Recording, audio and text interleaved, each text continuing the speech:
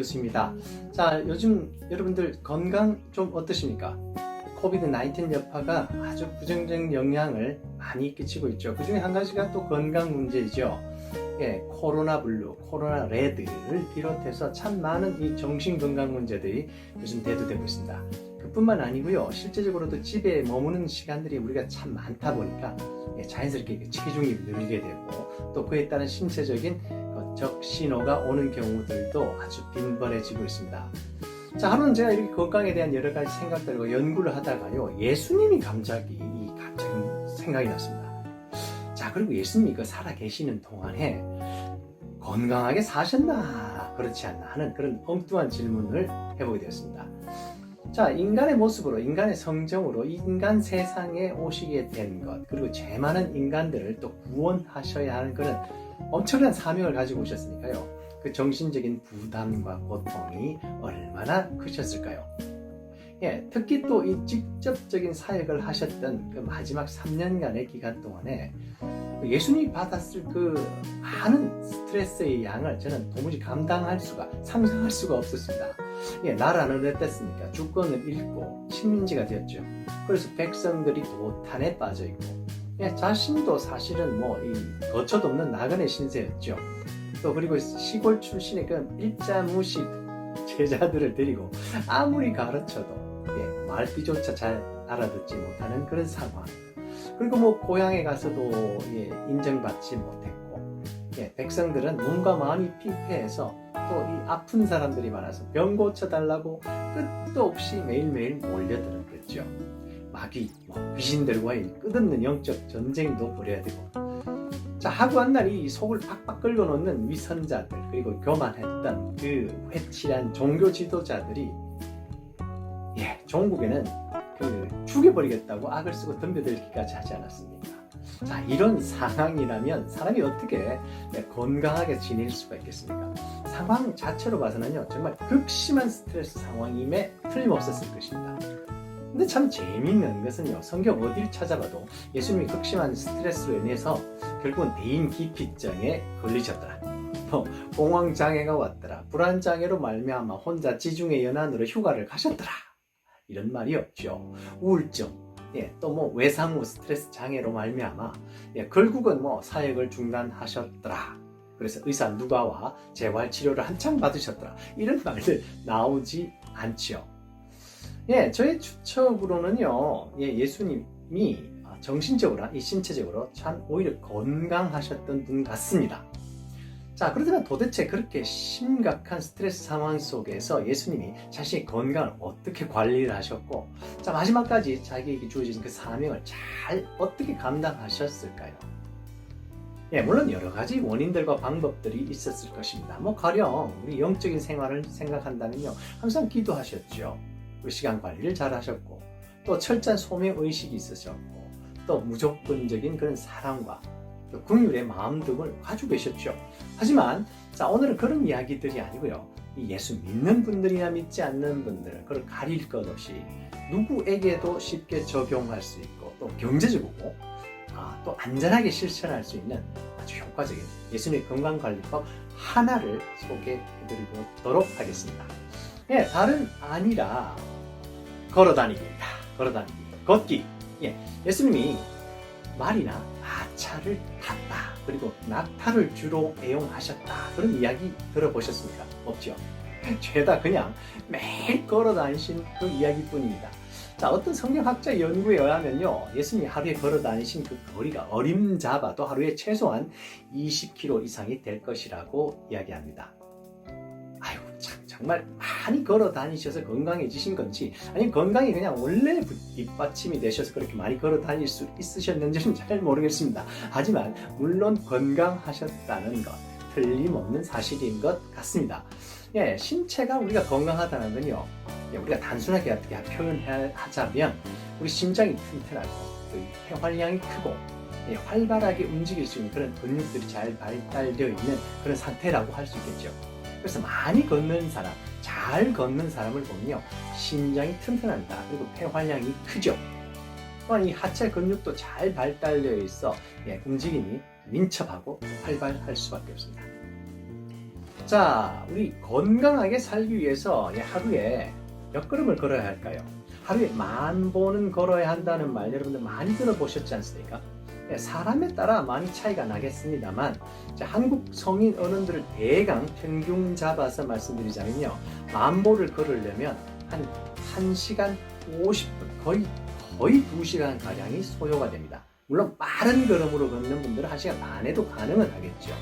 그리고 거리로 따지자면 플러스 마이너스 약 8km 정도 됩니다. 10,000보 걷기 쉬운가요, 어려운가요? 제가 생각하기에는 어렵습니다. 특히나 우리가 일상적으로 앉아서 이렇게 업무를 보시는 분들이 거의 다 많으신데요. 그렇다면 우리 하루 10,000보 걷기 더 어렵습니다. 그렇죠? 하루에 10,000보 걷기 운동 우리가 실행하기 정말 녹록하지 않습니다. 자, 그래서 특히 우리 바쁜 이 직장인들, 책상 업무를 많이 보시는 분, 그리고 요즘같이 또 집안에 갇혀 계시는 분들, 자, 이런 분들에게는요, 더 지혜롭고 효과적인 방법, 그리고 생활 속에서 쉽게 실행할 수 있는 그런 걷기 방법들을 우리가 좀 찾아봐야 하겠습니다. 자, 우선은 우리가 10,000보를 한꺼번에 다 걸어야 한다는 그런 고정관념에서 한번 벗어나면 좋겠습니다. 실제로 그리고요, 10,000보가 꼭 필요한 과학적인 근거도 아닙니다. 많이 걸으면 물론 좋죠. 그런데요, 실제로 이렇게 우리가 천천히 10,000보를 걷는 것보다 사실은 활동적으로요, 잠깐 숨이 찰 정도로, 그리고 땀이 날 정도로 그 속도와 강도로 짧게 여러 번 걷는 편이 사실 건강에는 더 효과적입니다. 자, 예를 들어서 15분씩 하루 3번을 우리가 땀날 정도로 걷는다면 그 행동은, 그 활동은요, 우리가 유유자적하면서 그냥 세월 산천 다 보면서 10,000보 걷는 것보다 훨씬 신체 건강에는 더 효과적이라는 연구 결과들이 있습니다. 자, 그리고요, 또 우리 일상생활에서의 걷는 것을 우리가 습관화하는 것, 그리고 그냥 즐기는 것도 우리 건강에 많은 도움이 됩니다. 제가 직장 생활을 하면요, 요즘은 집에 있지만요, 예를 들어 직장에서도 우리가 장을 보러 갈 때도 그렇고 어디 나갔다 하면요, 주차를 해야 되지 않습니까? 될 수 있는 한, 근데 전 주차를 먼 곳에 하려고 노력합니다. 왜 그런가요? 조금이라도 더 걷기 위해서이죠. 업무 중에서도요, 한 50분 하고 또 10분 정도, 15분 정도는 밖에 제가 잠깐씩 나갑니다. 실내에 머무르지 않고 일단 자꾸 밖에 나가요. 그래서 최소한 햇볕이라도 쐬고, 또 건물 주변을 몇 바퀴 돌고 들어오면 감기도 되고 머리도 잘 돌아가고 기분이 좋은 상태에서 또 효과적인 업무를 볼 수 있더라 하는 이야기입니다. 자, 대소변을 볼 때도요, 화장실을 사용할 때도 똑같습니다.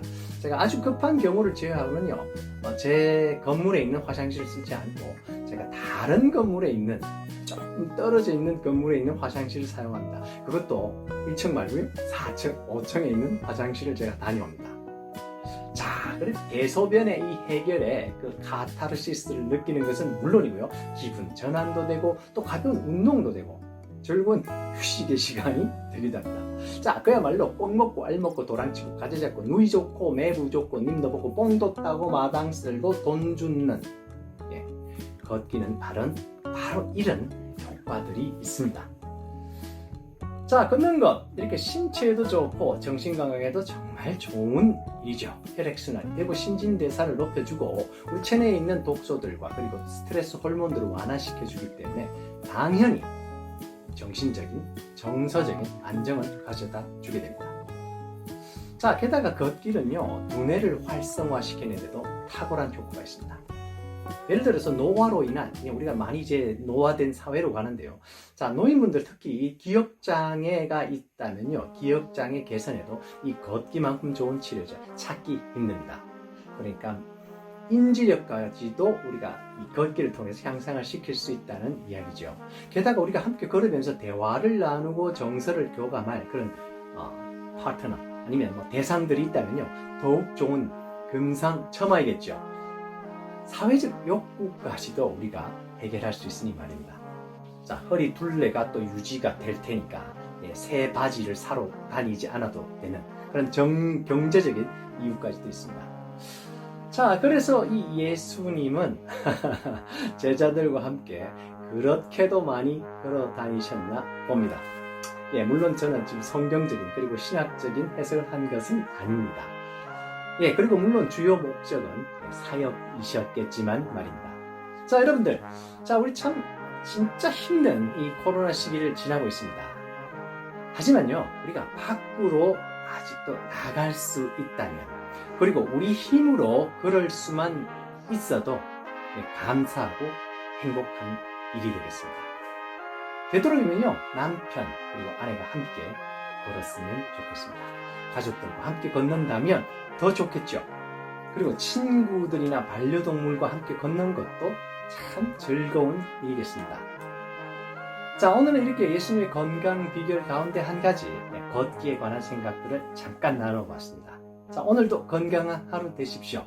자, 그리고 옷도리를 벗고 우리 함께 걸어로 나가시면 좋겠습니다. 자, 여러분의 구독과 공유는 제 정신 건강에 정말 엄청난 도움이 되겠습니다.